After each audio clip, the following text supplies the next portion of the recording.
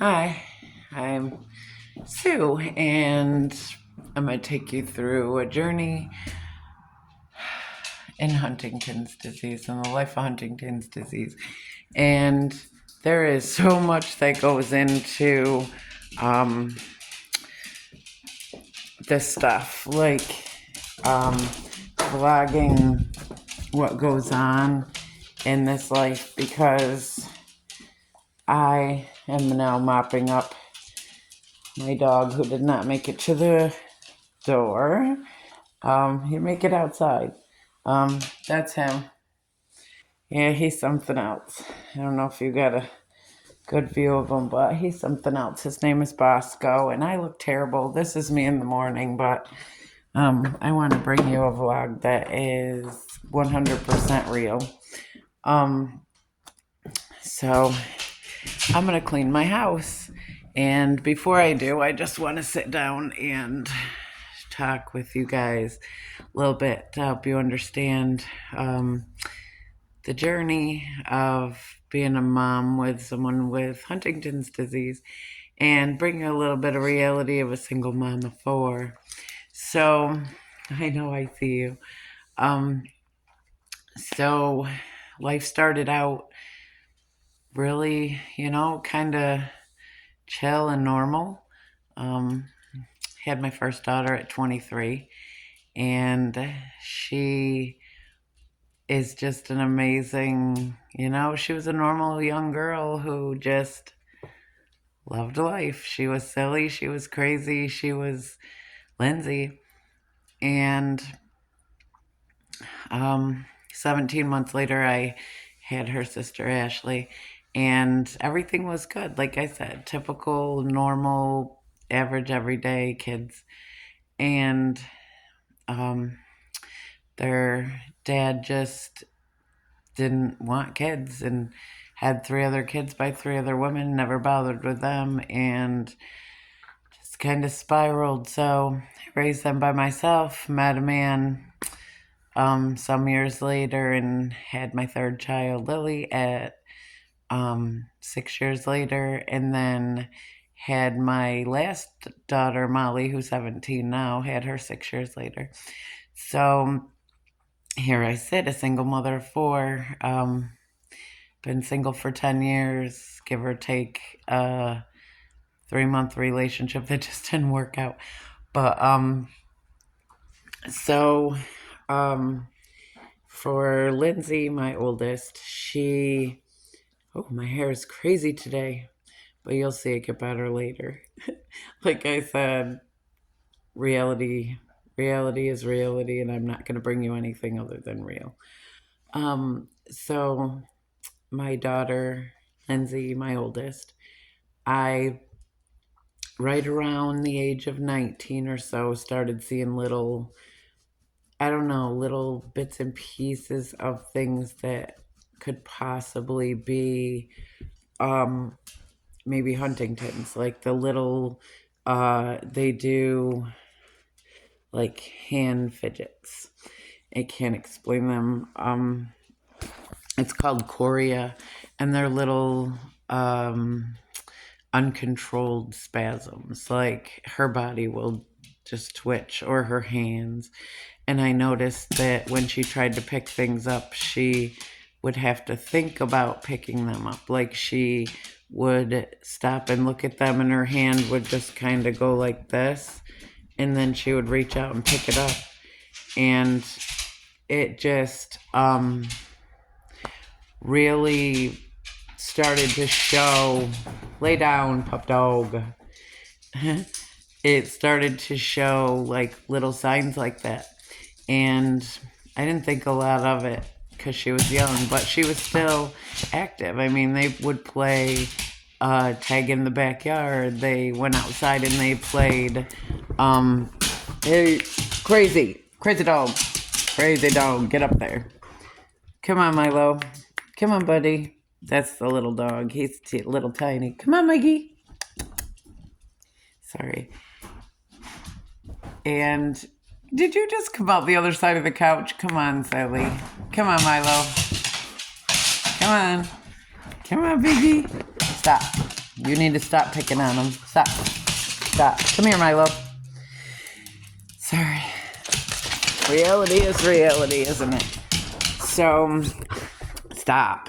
So, back to where I was. She was just a typical normal girl who they played flashlight tag in the backyard and just lived life. Like, all of my girls were just like that. But then I think as time went on, I started to see the depression. And I have to take this purse away from this dog because he's getting into my other daughter's stuff because he is naughty. Stop.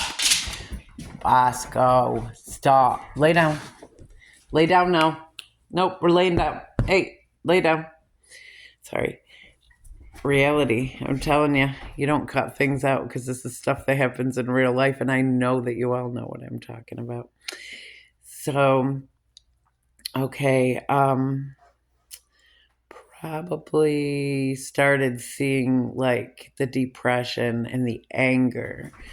Like I couldn't even have her around my youngest daughter because I was worried she would throw things out of anger. And then she just started kind of shutting herself off in her room. And no matter how much, you tried to talk to her or deal with things with her, she was just very angry. And when I looked up Huntington's later, I realized that this is normal. It's completely normal, the rage, the anger, and all of that for Huntington's. So she's 30 now.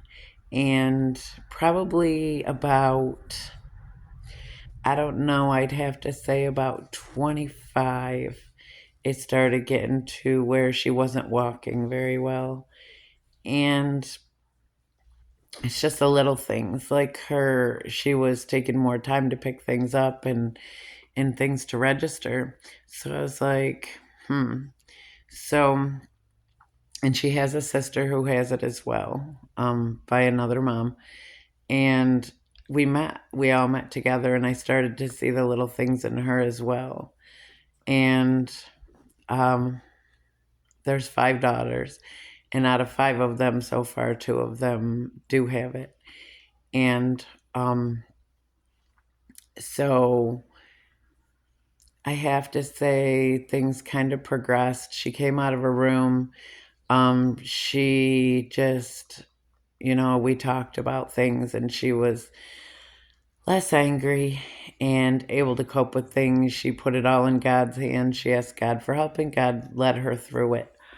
Our family is very, we believe in God, and that's our like rock. And so I have to say she got to the point where she couldn't eat any solid foods. Her teeth were just breaking off or chipping off, and she was having a real hard time eating and swallowing foods. So and the thing is, like, she was not walking well at all. Her foot started turning in, and she would still get herself around and not let anyone help her.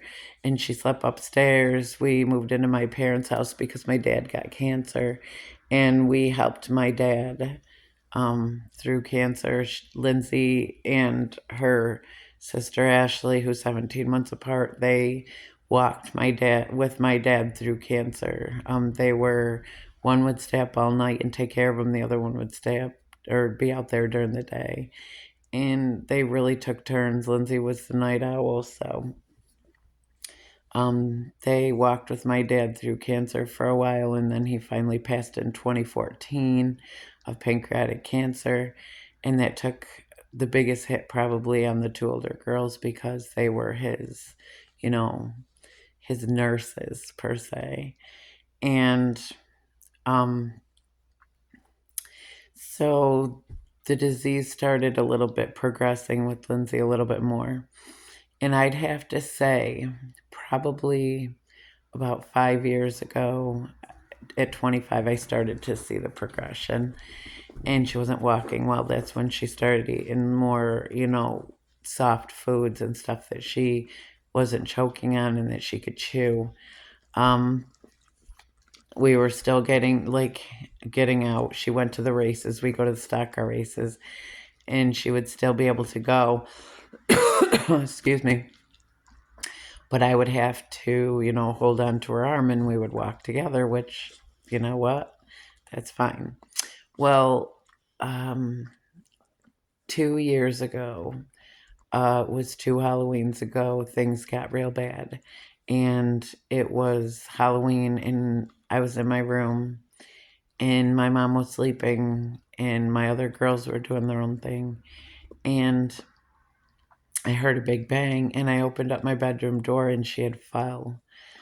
She had fallen in the dining room, and I started yelling because it just scared me. I'm like, Lindsey, are you okay? Lindsey.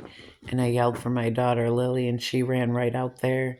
And she said, Lindsey, are you okay? And she picked her up off the floor, and Lindsey just couldn't even stand up very good. By this time, her walking was terrible, but she still did it up and down the steps.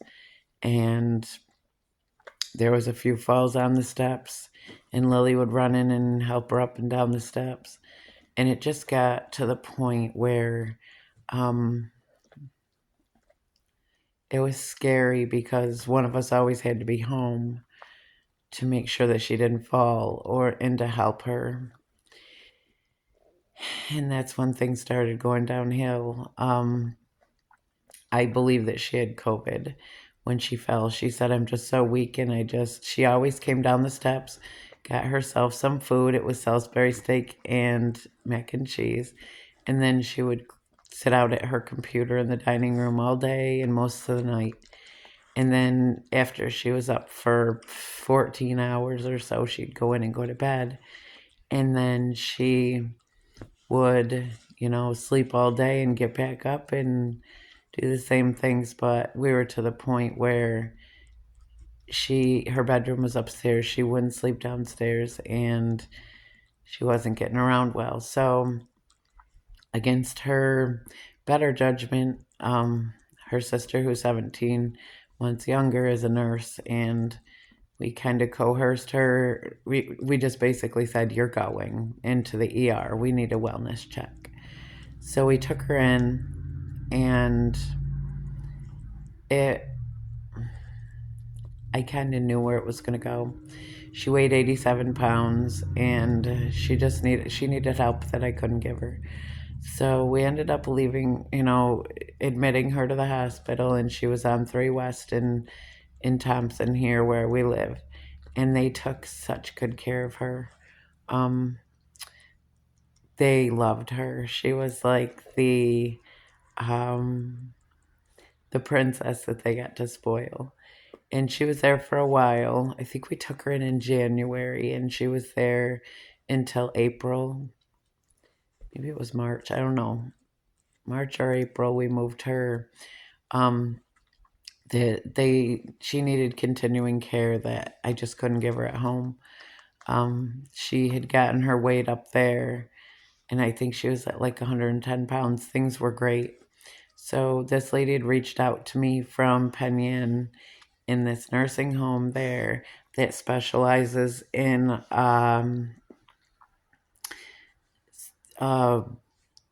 like Parkinson's, Huntington's, kind of, traumatic brain injuries and neurological things. So she reached out to me. This woman was amazing, and she said, I have a room for your daughter. If you want to bring her here, we'll be happy to have her. We don't want to see her go farther away, so it's harder to visit with her, and we'd be glad to have her. And I really struggled because I just wanted to take her home. I'm the mom. I want to take care of my daughter. I don't want someone else taking care of her, and I don't want her to be in a nursing home. But as things, as we sat and talked about things, it would be better for her. Get out of the window. No barking, sir. Come on. Sorry, this dog is naughty. So we ended up going to look at the place, and it was beautiful. They had a room for her that was like off way down, kind of by itself. It's a corner room. It's a really big room, and she would be in there by herself because she's young.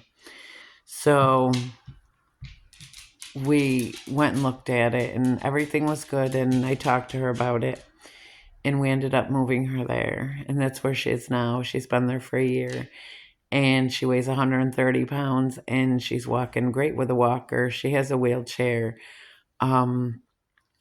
Where it's been such a long progress. And for anybody who's dealing with Huntington's, Parkinson's, neurological disorders, I think that it's important that somebody has a place to go where we can talk about the reality of these diseases, because they take a toll not only on the person that goes through them, but the people that take care of them and love them. And I want to take you on this journey, on Lindsey's journey, so that maybe I can help you to get through whatever it is you're going through with your loved one. So now that you know the little backstory, I mean, I want to take you on a journey also of a single mother of four dealing with this. I mean, there's so many different things that I'm sure that you all have different situations that you're dealing with, going with somebody through something with somebody. I mean, even if it's dementia, or because my daughter will definitely eventually go through the dementia, of not remembering things and not knowing things. This is a progressive disease, and just like Parkinson's and the other diseases, it's progressive. And as it gets worse, it's going to get harder. But for us, we decide to deal with things with positivity. So when Lindsey gets down on things, I say, you're not dying, you're living. We're not doing the dying thing, we're doing the living thing. And we keep things upbeat when we go to visit her. We play cards, we play board games, we watch movies, we do fun things, the things that she wants to do. I wish I'd have started this vlog a lot earlier so that you could have walked through more of this with us. But little things as we go on will come up, and I will, discuss them with you and how we got through them. But I am just grateful for every day that I have her and my other girls, because life is such a gift, and we are not promised tomorrow, and we really can control the outcomes. And something I've learned in 54 years of life is I grew up with anxiety. I had anxiety since I was a little kid. And I think the one thing that beat my anxiety is going through this thing with my daughter with Huntington's, because I figured out that the things we can't control are the things that we need to leave to God. And we just need to handle the things that we can control. And it makes life so much easier to live. So I'm going to leave this right here. And in a little while, I'm going to get a shower and get ready. And then my daughter Lily and I are going to go up to see Lindsey. And I'm going to take you on that journey with us. So I hope you come back and get to meet Lindsey. Thank you for being with us.